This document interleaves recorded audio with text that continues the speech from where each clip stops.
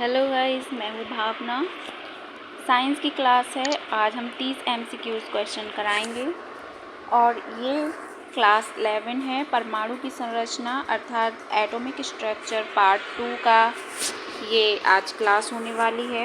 UP TGT, UP TET, MP TET, S TET, super TET जैसी सभी प्रतियोगी परीक्षाओं के लिए महत्वपूर्ण है।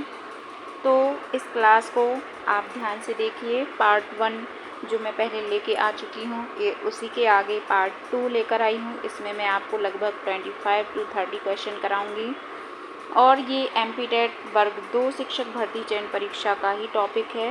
जो इस परीक्षा की तैयारी कर रहे हैं उसके लिए हम टॉपिक वाइज MCQs लेके आ रहे हैं आप लोगों के लिए। तो मेरे चैनल पर बने रहिए। अगर आप चैनल पर नए हैं तो चैनल को सब्सक्राइब कर लीजिए और बेल आइकन को प्रेस कर लीजिए ताकि आपको मेरी हर एक वीडियो और उसकी नोटिफिकेशन मिलती रहे और आपकी तैयारी कंटिन्यू चलती रहे। तो चलिए हम आगे क्लास में बढ़ते हैं। आज का हमारा पहला क्वेश्चन है, परमाणु एक तरबूज है। तरबूज का लाल भाग धनावेश और तरबूज के बीच इलेक्ट्रॉन है। यह मॉडल किसने दिया था? अगर परमाणु को हम तरबूज मान लें तो तरबूज का लाल भाग है वो धनावेश माना जाएगा और तरबूज के बीच के इलेक्ट्रॉन हैं, बीज हैं जो वो इलेक्ट्रॉन है। तो यह मॉडल हमें किसने दिया था? यह मॉडल देने वाले थे थॉमसन, J.J. थॉमसन ने दिया था। दूसरा क्वेश्चन है, परमाणु संरचना का सबसे पहला मॉडल किसके द्वारा दिया गया था? परमाणु संरचना का सबसे पहला मॉडल किसने दिया था? तो ये भी सर J.J. थॉमसन ने ही दिया था। ठीक है, तो ये याद रखिएगा कि परमाणु संरचना का सबसे पहला मॉडल किसके द्वारा दिया गया था? थॉमसन के द्वारा।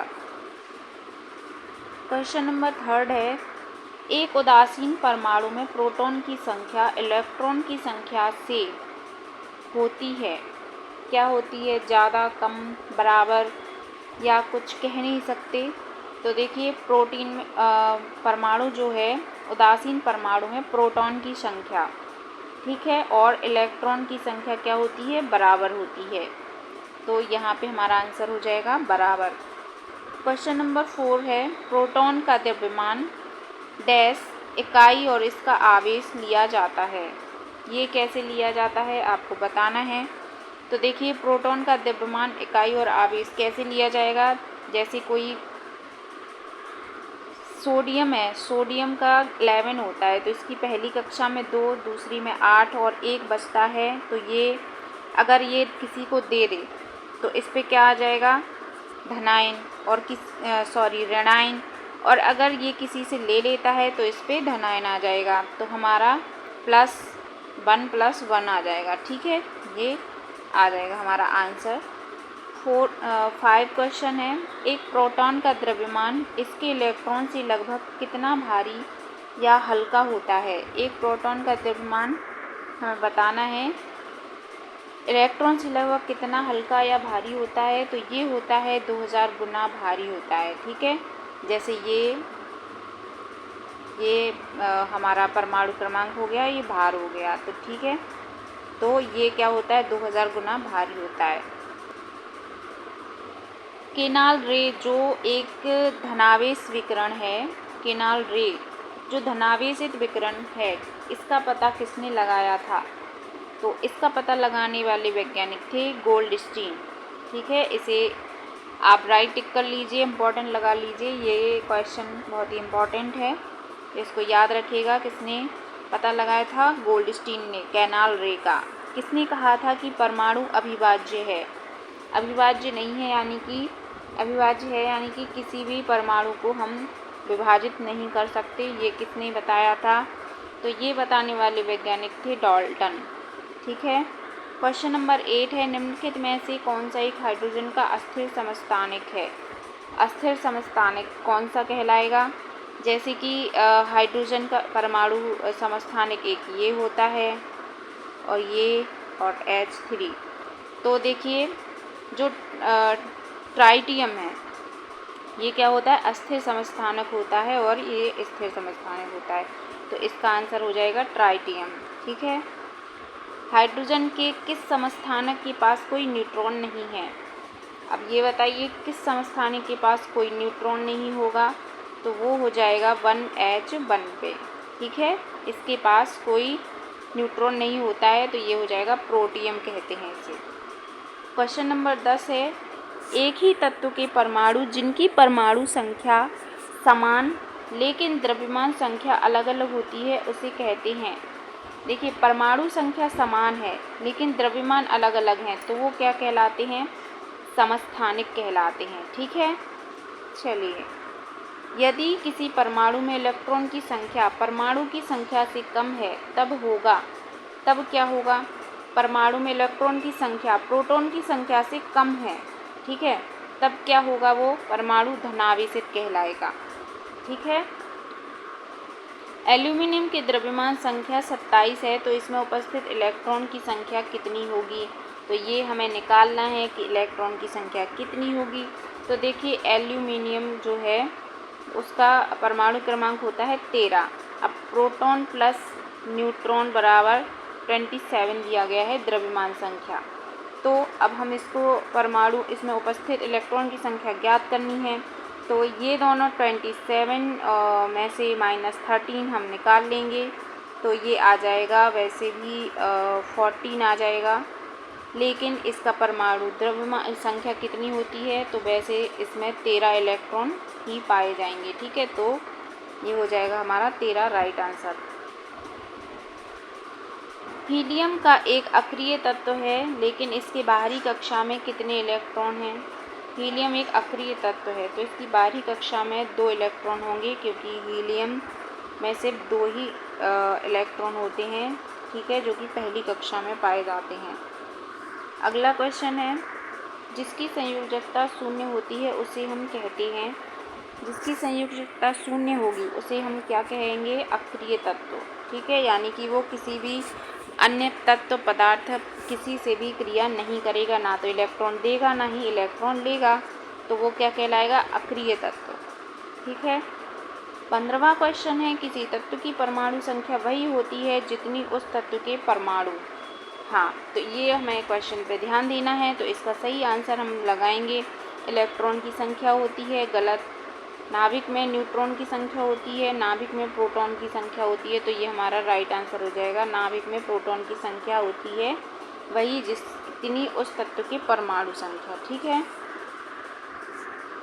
जिन परमाणुओं की 72 कक्षा पूर्ण होते हैं उसकी संयोजकता कितनी होती है?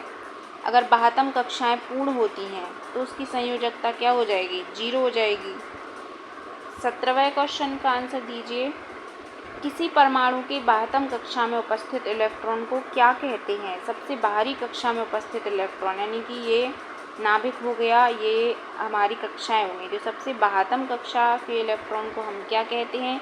संयोजकी इलेक्ट्रॉन। यानी कि अगर यहाँ पे कम इलेक्ट्रॉन है तो ये किसी से या तो ले लेंगे या दे देंगे। ठीक है, तो ये संयोजकता इलेक्ट्रॉन कहलाएगा।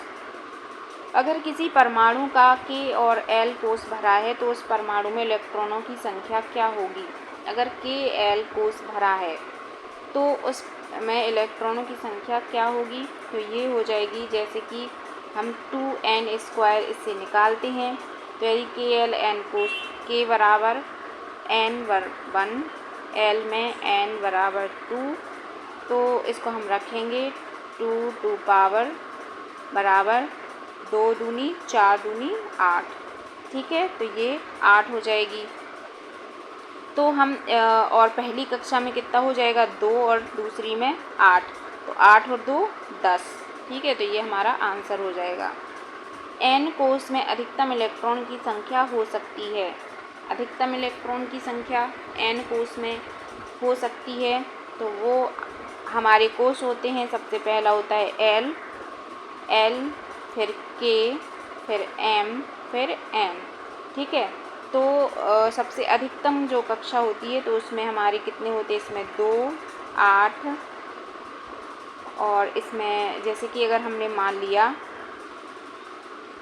1 मिनट बैक जाएंगे, ये हमारी कक्षाएं हो गई। तो सबसे ज़्यादा जो बाहरी कक्षा होती है उसमें इलेक्ट्रॉन की संख्या n अधिकतम होती है 22, क्योंकि हम इसी सूत्र से इसको लगाएंगे कि हमारी 4 कक्षाएं 4 कोर्स हो गए, तो इसमें 4 रखेंगे और 2, और इसको हम जब सॉल्व करेंगे तो 32 आएगा। ठीक है, तो 32 इलेक्ट्रॉन होते हैं। परमाणु के विभिन्न कक्षाओं में इलेक्ट्रॉन के वितरण के लिए कुछ नियम प्रस्तुत किए। किसने प्रस्तुत किए थे? ये किए थे बोर और बरी ने। ठीक है, तो ये हमारा सही आंसर हो जाएगा। याद रखिएगा, इलेक्ट्रॉन के वितरण के लिए कुछ नियम दिए थे, वो थे बोर और बरी। 21 है क्वेश्चन, इसका आंसर दीजिए। निम्न को छोड़कर सभी परमाणुओं की नाभिक में इलेक्ट्रॉन होते हैं। किसको छोड़कर इसके नाभिक में न्यूट्रॉन होते हैं? हाइड्रोजन। ठीक है, हाइड्रोजन के 1 तो इसमें 1 इलेक्ट्रॉन होगा, 1 प्रोटॉन होगा। ठीक है, और 0 न्यूट्रॉन होंगे। परमाणुओं के नाभिक में न्यूट्रॉन होते हैं। ठीक है, इसमें न्यूट्रॉन क्या होंगे? 0। तो ये हमारा राइट आंसर हो जाएगा। नील्स बोर के अनुसार क्या सही नहीं है? तो क्या सही नहीं है ये हम पता लगाना है। ठीक है, तो इलेक्ट्रॉन केवल कुछ निश्चित कक्षाओं में ही चक्कर लगाते हैं, जिन्हें इलेक्ट्रॉन की विविक्त कक्षा कहते हैं। ये भी बात सही है। जब इलेक्ट्रॉन इस विविक्त कक्षा में घूमता है तब उनकी ऊर्जा का विकिरण नहीं होता है। ये भी सही है। विविक्त कक्षा को ऊर्जा स्तर भी कहते हैं, ये भी राइट है। तो इसका सही आंसर हो जाएगा इनमें से कोई नहीं। ठीक है, 23वां क्वेश्चन है, अल्फा कण प्रकीर्णन प्रयोग किसके द्वारा दिया गया है? अल्फा की किरणों की बौछार जो कि गोल्ड फॉइल पर की गई थी, तो वो किसने की थी? वो हमारे रदरफोर्ड थे, उन्होंने की थी। 24 क्वेश्चन का आंसर दीजिए। कैथोड किरणों में डैश होता है। कैथोड किरणों में क्या होता है? ये केवल द्रव्यमान, आवेश दोनों क्या होते हैं? बताइए कैथोड किरणों में। तो ये हमें बताना है। इसका आंसर सही हो जाएगा द्रव्यमान और आवेश।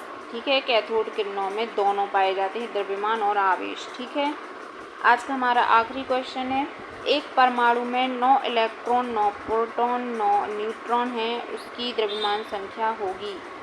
तो ये हमें बताना है कि द्रव्यमान संख्या क्या होगी। तो इन दोनों को हम इलेक्ट्रॉन और न्यूट्रॉन को ऐड कर देंगे। ठीक है, तो ये हमारी कितनी हो जाएगी? 90।